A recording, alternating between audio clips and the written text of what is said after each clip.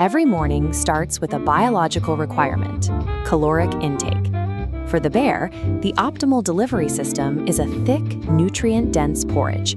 It meets every dietary requirement. But for Masha, calories without sensory excitement are rejected on sight. She looks at a bowl of hyper-efficient nutrients and sees only a flavorless sludge, choosing to go hungry rather than consume the uninspiring meal. This chart illustrates the problem. We are tracking nutritional value against dopamine output. The porridge scores high on nutrition, but its dopamine output flatlines. This discrepancy creates a sharp drop that we can call a hedonic deficit. Operating inside that deficit triggers an immediate behavioral shift. Masha abandons her role as a passive participant at the breakfast table and becomes an active scavenger, hunting for any available sugar spike. By rejecting a stable, healthy routine, she sets the stage for a day of unpredictable foraging. Her biological drive for a high-reward flavor pushes her to look past standard meals, trading long-term sustenance for the immediate hit of a sugar rush. To satisfy that craving, she attempts to manufacture a high-reward treat. The goal is a magical lemonade, skipping the need for traditional food. The working hypothesis is straightforward. Throw a few basic ingredients into a pitcher, stir rapidly, and the result will be a sweet, crowd-pleasing beverage. The reality is an immediate chemical failure.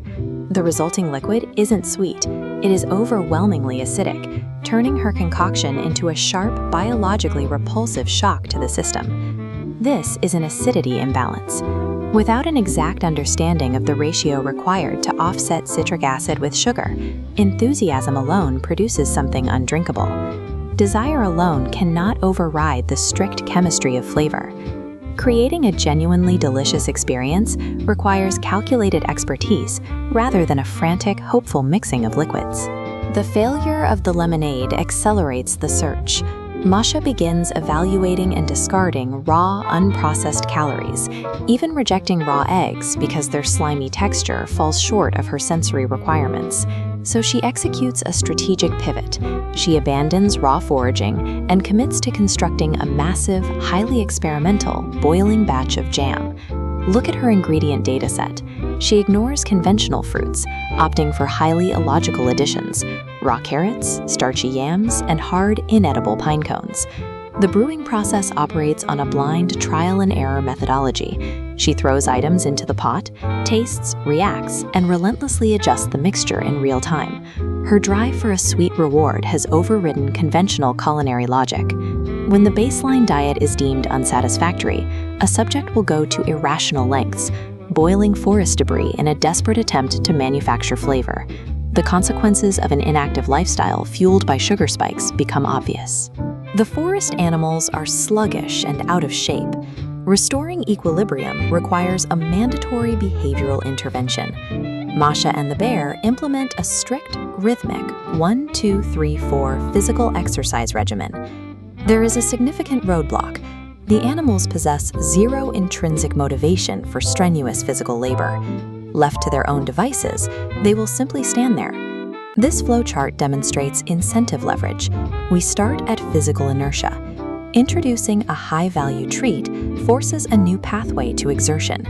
By dangling this incentive out of reach, Masha overrides their inertia, forcing the animals to chase the reward. High-value sugary treats fail as a primary diet, but when strategically weaponized to incentivize hard work, they become powerful psychological tools.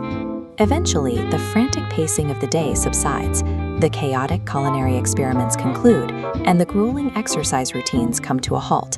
We see an unexpected ideological shift in Masha. She is now happily participating in the creation of a savory, nutrient-dense pot of borscht. A biological recontextualization has occurred. After intense physical exertion, her body is no longer seeking a superficial sugar spike. It is demanding substantial, savory fuel to recover.